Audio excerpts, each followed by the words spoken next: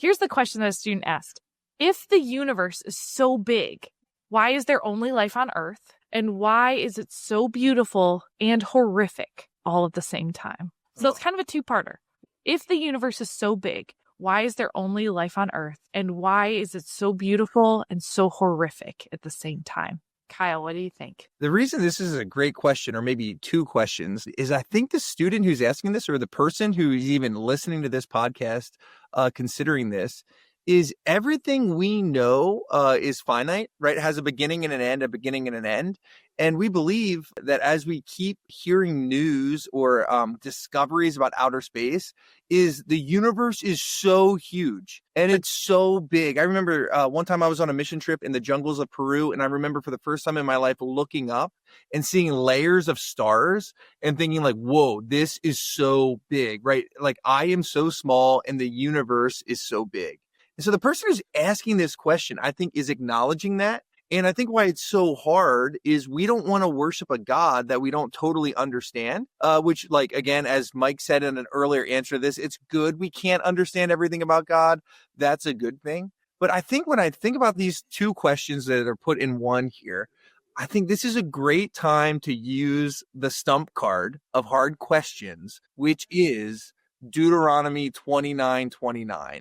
It's an Old Testament verse that's hidden in the Bible. And what Deuteronomy 29:29 says is the secret things belong to the Lord our God, but the things revealed belong to us and to our children forever. And so when we think about whether it's how it's beautiful and horrific at the same time, that the universe is so big, I'm not sure why God made the universe so big.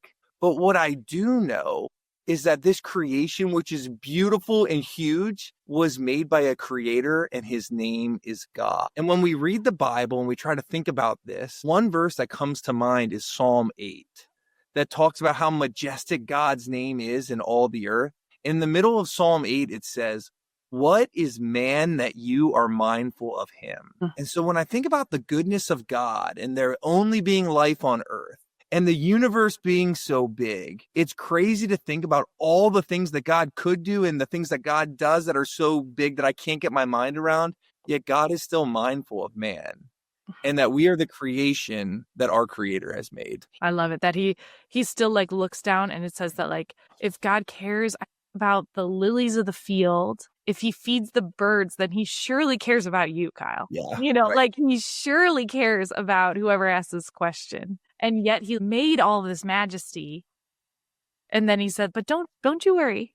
I still care about you. I still care about your day. I still care about the fight you had with your friend. I still care about this test you're scared to take. That God is still cares about the intimate details of our life. Yeah, and we might not be able to figure out all the answers. That's why I love what I call the trump card. Deuteronomy 29:29 can trump all questions. I love that. Yeah. The things that are revealed are what he decided to give us. But what we do know is if we were to pull back on a question like this and, why there's only life on earth, I don't know why there's only life on earth.